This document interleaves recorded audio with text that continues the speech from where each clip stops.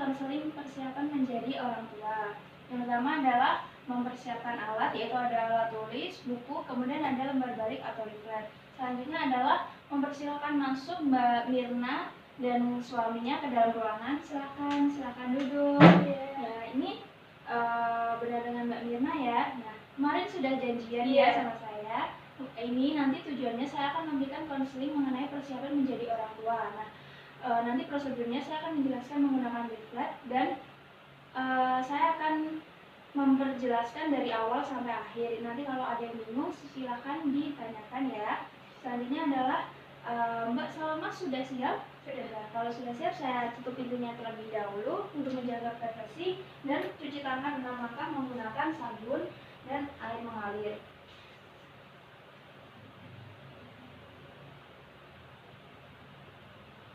Sudah?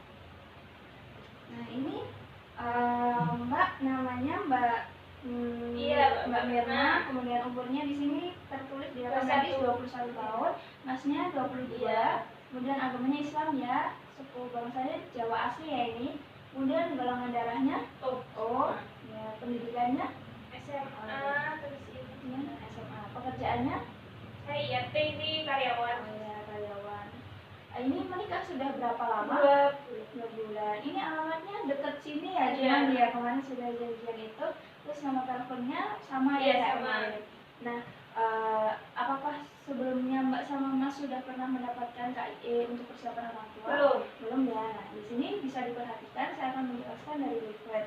Nah, yang pertama itu adalah pentingnya KIE persiapan menjadi orang tua, yaitu adalah setiap orang tua itu diharapkan untuk memiliki kesiapan menjadi orang tua dan memahami tujuan pengasuhan yang benar agar anak itu orang tua itu dapat membantu anak untuk tumbuh dan berkembang untuk menjadi anak yang baik, benar, dan menyangka. Nah, selanjutnya adalah persiapan menjadi orang tua itu ada beberapa yang Mbak ya. Yang pertama ada perencanaan keluarga, kemudian persiapan kehamilan, kemudian persiapan psikologis, persiapan finansial, kemudian persiapan laktasi, dan persiapan saudara kandung nanti jika Mbak mempunyai anak kedua. Nah, yang pertama saya akan menjelaskan tentang perencanaan keluarga. Nah, merencanakan usia yang baik untuk menikah itu usia 20 sampai 30 tahun idealnya. Jadi Mbak sama Mas ideal ya. Selanjutnya membina hubungan antar pasangan itu dengan keluarga lain dan atau kelompok sosial. Nah, juga dapat merencanakan kehamilan yang pertama, kemudian dapat menjarak kehamilan yang selanjutnya. Kemudian Mbak juga harus diusahakan berhenti pada umur 35 tahun agar tidak hamil atau melahirkan, karena itu resiko tinggi ya Mbak. Selanjutnya dapat merawat dan mengasuh anak memenuhi dengan kebutuhan dasar anak, yaitu ASI, ASAH, dan ASUH. Selanjutnya ini ada persiapan kehamilan. Yang pertama ada pemeriksaan fisik seperti pemeriksaan TTP, status gizi, urin, darah, seperti itu. Selanjutnya ada persiapan gizi, yaitu Mbak harus makan makanan yang bergizi, minum tablet penambah darah, asam folat, dan Mbak harus datang ke pelayanan kesehatan apabila Mbak merasa berat badan Mbak turun, seperti mungkin terkena kekurangan energi kronis atau KEP dan dapat menyebabkan anemia. Dan Mbak diwajibkan untuk minum minimal 8 kali sehari, minum air putih.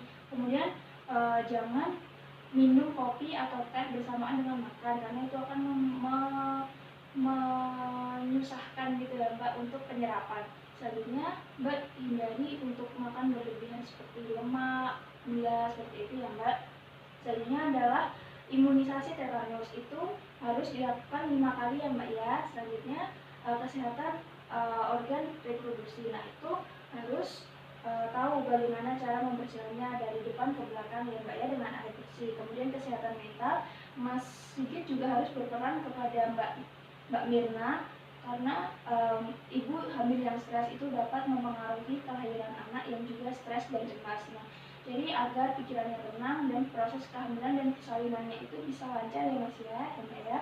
Nah, selanjutnya adalah ada persiapan tentang psikologis. Nah, di kehidupan baru itu pasti ada perubahan-perubahan dan tantangan yang mungkin dapat membuat Mbak sama Mas itu bermasalah, dan itu harus saling koordinasi membicarakan agar telah siap untuk melakukan hal untuk hal yang tidak terduga seperti itu jika tiba-tiba ada masalah. Nah selanjutnya ada finansial ya. Finansial, Mas Sigit kan karyawan swasta, mungkin mulai sekarang sudah harus menabung buat nanti jika Mbak Mirna itu hamil atau melahirkan. Jadi nanti jika ada hal-hal yang tidak terduga itu enggak yang bingung cari uang gimana seperti itu. Nah selanjutnya ini ada persiapan untuk laktasi. Nah itu menyiapkan ASI terbaik untuk bayi dan memperhatikan nutrisi, kemudian mempelajari teknik menyusui seperti itu, kemudian untuk merawat payudara seperti apa, kemudian memotivasi diri untuk bisa dapat menyusui ASI eksklusif ya sampai 6 bulan, kemudian bisa dilanjutkan sampai 2 tahun, setelah itu bisa diberhentikan atau disapi.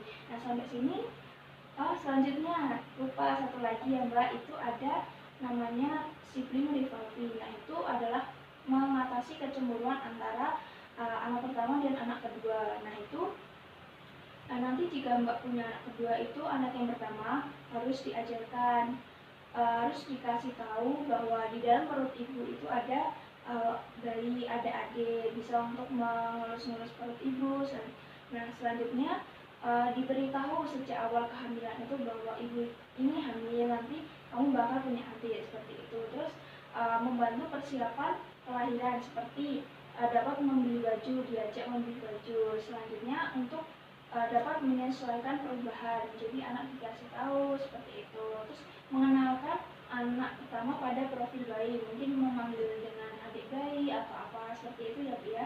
Kemudian anak juga dapat diajak saat pemeriksaan kehamilan, jadi biar tahu oh ini perkembangan adiknya seperti ini. Nah sampai ini udah selesai. Apakah ada yang ditanyakan?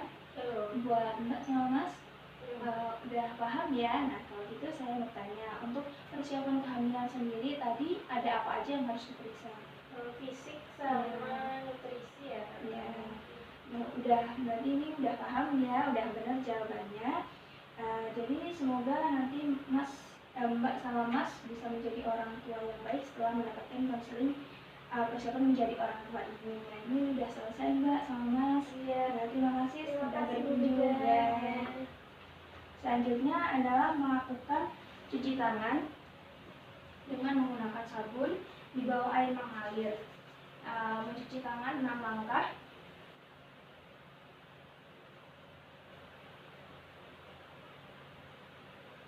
Sudah. Selanjutnya adalah melakukan dokumentasi. Dokumentasi swab terlampir di SIA.